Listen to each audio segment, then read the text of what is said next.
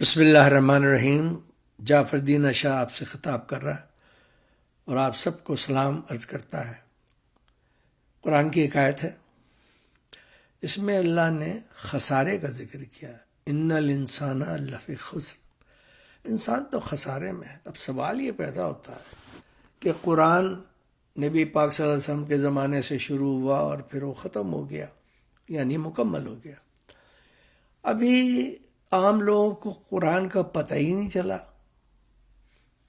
اور چند کو جب پتہ لگ گیا تو اگر وہ یہ سوال کرتے اللہ سے کہ بھائی ابھی تو ہم نے کچھ کیا ہی نہیں، ہم خسارے میں کہاں سے آ گئے، تو میری وضاحت یہ ہے کہ جو اللہ نے پہلے قومیں بھیجی تھیں، اب وہ لامولہ انسانوں کی شکل بھی تھے، لمبے تھے، چھوٹے تھے، گورے، کالے، پیلے، وہ علیحدہ بات ہے۔ تو اللہ کا ایک تجربہ ہے کہ انسان، اب ہم ان کو انسان ہی کہیں گے، ہمیشہ اپنی حرکتوں سے، اپنے عمل سے خسارے میں رہتا ہے۔ حیرت کی بات ہے، میں نے بھی جب پڑھا تو میں بڑا حیران ہوا کہ بھئی یہ اس زمانے میں قرآن آیا جب نبی پاک کا دور تھا وغیرہ وغیرہ۔ اگر آپ دیکھیں، اس پہ غور کریں تو یہ اللہ ہمیشہ یاد رکھیں، اللہ دنیا کا ریفرنس تو دیتا ہے، لیکن وہ دنیا کے بارے میں اتنا فکر مند اس لیے نہیں ہوتا ہے کہ اس میں انسان بستے ہیں۔ اور انسان کے لیے اللہ نے جب حضرت آدم کی تخلیق کی، کبھی موقع ملا تو میں آپ کو بتاؤں گا، تو کہا انی جاعل فی الارض خلیفہ، میں اس انسان کو اپنا زمین پہ مقرر کرنا چاہتا ہوں، اپنا نائب ہو۔ چلیے یہ ٹائٹل ملا، اور پھر وہ باقی سورہ بقرہ میں لکھا ہے، آپ پڑھ سکتے ہیں۔ اب سوال یہ پیدا ہے کہ اللہ ہمیں کیوں کہہ رہا ہے کہ بھئی تم تو خسارے میں ہو، اور پھر ان الانسان، یعنی انسان خسارے میں ہے۔ اچھا، اب یہ خسارہ مسلمانوں کے لیے نہیں ہے، یہ تو پوری کائنات کے لیے ہے، کیونکہ پوری کائنات جو ہے وہ کنڈک پہ چلتی ہے۔ دنیا کا کوئی ملک ہے، میں امریکہ میں رہتا ہوں تو یہاں کے لوگ خسارے میں ہیں، آپ پاکستان میں رہتے ہیں یا wherever you live in India، Burma, Ceylon, Australia, whatever، تو اس خسارے کو بتانے کے لیے اس نے ہمارے نبیوں کو بھیجا، ایک نہیں، 1,24,000 جو میں نے سنا، میں ان کے نام نہیں پتا، and there is no list available anyway، تو there are 30-40 جو ہیں وہ قرآن میں موجود ہیں، ہمارے انبیاء علیہ السلام، کیا ان کی قدر وہ منزل ہے۔ تمام اللہ نے قرآن میں کہا میں نے تمام انبیاء کو علم اور حکمت کے ساتھ بھیجا، اور پھر قرآن میں اللہ نے یہ بھی کہا، ایک دعا ہے میں کبھی آپ کو پورا بتا دوں گا، اللہ کہتا ہے اے رسول صلی اللہ علیہ وآلہ وسلم، جب تم دور سے دیکھو جاہلوں کو تو ان کو سلام بس کرو کہ اللہ تمہیں خوش رکھے، ان کی کمپنی میں نہ جانا، نہ ان کو بلانا۔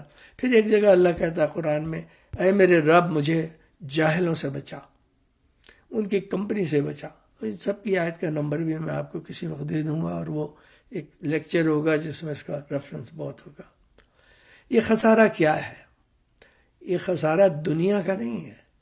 آپ بزنس کرتے ہیں، چوری کرتے ہیں، ڈاکے ڈالتے ہیں، لفنگے ہیں، تلنگے ہیں، گناہ گار ہیں، دنیا آپ سے تنگ ہے، محلہ تنگ ہے، ملک تنگ ہے، چور بازاری کرتے ہیں، اللہ کہتا ہے ٹھیک ہے، میں تمہارے جو دو بٹھائے ہوئے ہیں، میں نے منکر نکیر، لیفٹ اینڈ رائٹ، وہ لکھ رہے ہیں، کمپائل کر رہے ہیں وہ کہ یہ بندہ کیا کر رہا ہے۔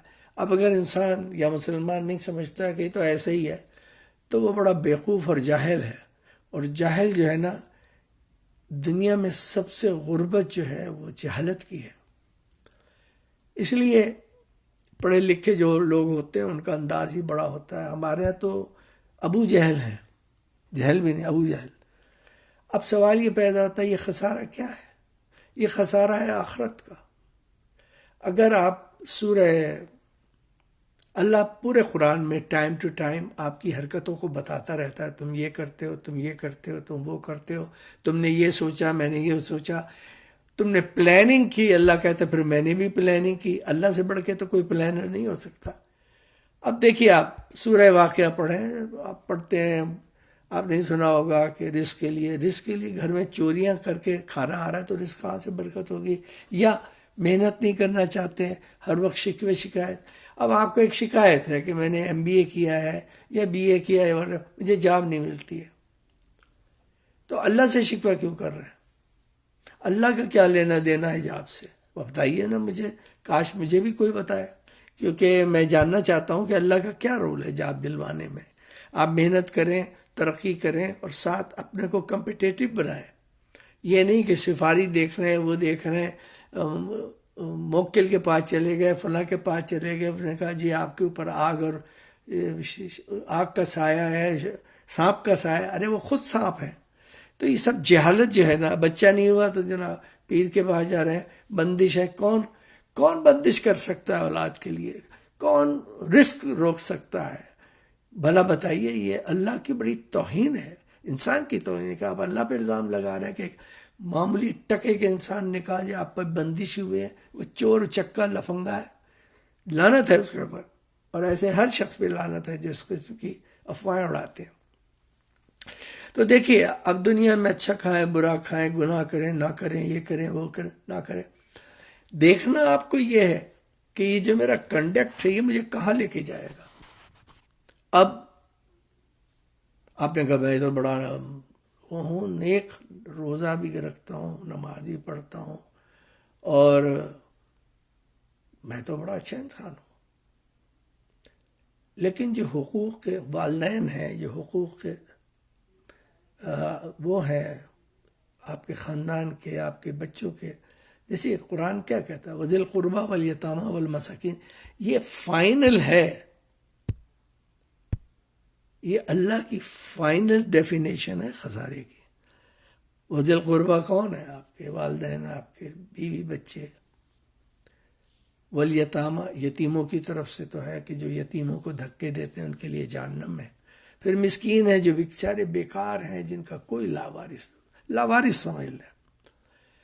اب اگر آپ نے اپنے بچوں کا پیسہ کسی اور کو دے دیا واہ واہ کے لیے، یا آپ نے سوچا اپنے رشتہ داروں کو دے دیا، وہاں واہ واہ ہو رہی ہے، آپ جہنمی بن گئے.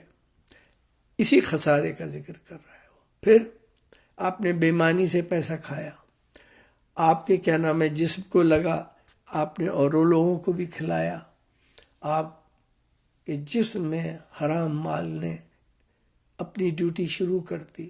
کبھی یہ پریشانی، کبھی وہ پریشانی، نہ رات کو سو سکتے ہیں، نہ دن کو جاگ سکتے ہیں آرام سے، نہ کام کر سکتے ہیں، کسی چیز میں دل ہی نہیں لگتا. یہ حرام کھانے والوں کی نشانیاں ہیں. اور ساتھ ہی چہرے پہ جو نحوست ہے میرے بھائی بہنوں، یہ خسارہ ہے. ملک سے غداری کرنا، اس کو لوٹ مار کرنا، یہ خسارہ ہے، آپ کا خسارہ ہے. کیوں؟ اللہ اس کو بھی پوچھے گا. شرًا یرا خیرًا یرا، قرآن میں نہیں ہے؟ تمہارے ذرا سے شر کی سزا اور خیر کی جزا. مولویوں کو چاہیے کہ اس آیت کو نکال دیں، قرآن کو بغیر اس آیت کے. کیوں؟ کہ سب سے شر پسند جو معاشرے میں ہے وہ مولوی ہے. آپ سوچتے ہیں کہ یار یہ تو بڑا مولوی کے پیچھے لگ گیا. میں آپ کو صحیح بتا رہا ہوں، مولوی جیسا فسادی، مولوی جیسا جاہل اور عقل سے پیدل اور گدھے، جنہوں نے جیسے کہا قرآن میں کہ یہ وہ ہیں جو تفرقہ ڈالتے ہیں، جو علیحدہ علیحدہ کرتے ہیں. اے رسول، قرآن کی آیت ہے، یہ تم میں سے نہیں ہے. اور ایک جگہ اللہ کہتا ہے کہ جب ان سے پوچھا جاتا ہے کہ تم شر پھیلا رہے ہو تو کہتے ہیں ارے ہم تو اصلاح کر رہے ہیں، ہم تو اصلاح کرنے کے لیے پیدا ہوئے ہیں اس دنیا میں. یہ بھی قرآن میں موجود ہے. آپ دیکھیے اراؤنڈ میں ایک مولوی لیڈر بنا ہوا ہے، وہ کتنا خبیث انسان ہے. اللہ روزانہ فرشتوں سمیت اس پہ لعنت بھیجتا ہوگا، لیکن وہ کتنا بے غیرت ہے کہ وہ لیڈر بن گیا. اور لیڈر کنے بنایا؟ چوروں میں سے ایک بڑے چور کو لیڈر بنا لیا.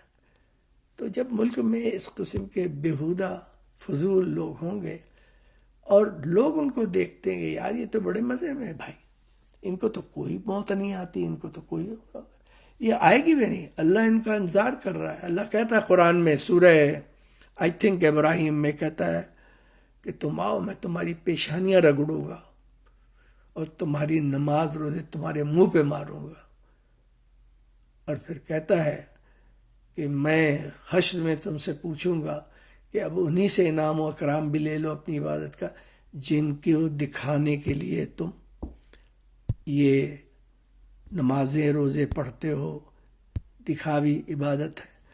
میرے بہن بھائیو، میں آپ سے قسم کھا کے کہتا ہوں کہ میرا دل روتا ہے اپنے وطن کو دیکھ کے، وہاں لوگوں کی پریشانیاں سن کے۔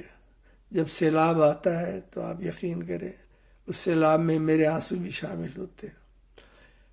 آپ کے وطن میں ہر چیز ہے، میں اللہ رسول کا واسطہ دیتا ہوں آپ کو، پلیز پلیز رحم کریں، اس ملک کی قدر کریں۔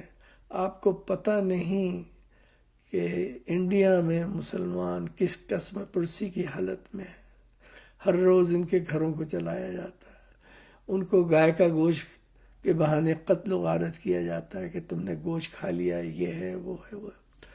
آپ کو ایک آزاد ملک ملا ہے، اور جس نے یہ دیا ہے میرے نزدیک اس سے بڑا مسلمان اور ہوں گے، لیکن وہ اس وقت اس سنچری کا سب سے بڑا مسلمان ہے حضرت قائد اعظم، جنہوں نے کہا کہ میں چاہتا ہوں کہ جب میں قیامت کے دن جاؤں، جب کسی نے پوچھا آپ تو بڑے ہر وقت بڑے ڈسپلن اور یہ اور وہ ہیں، تو آپ نے فرمایا میں چاہتا ہوں جب میں اللہ کے سامنے جاؤں تو وہ کہے ویل ڈن جنا، مسٹر جنا۔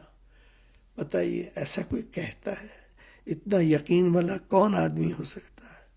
آپ سے التجا ہے میری کہ پلیز ٹیکس ادا کریں، سڑکیں صاف رکھیں، ہر وہ کام کریں، کسی کو دیکھیں نہ، خود کریں، ٹیک دی انیشیٹو پلیز۔ اللہ آپ کا نگہبان ہو۔ آپ کا خادم جعفر دینا۔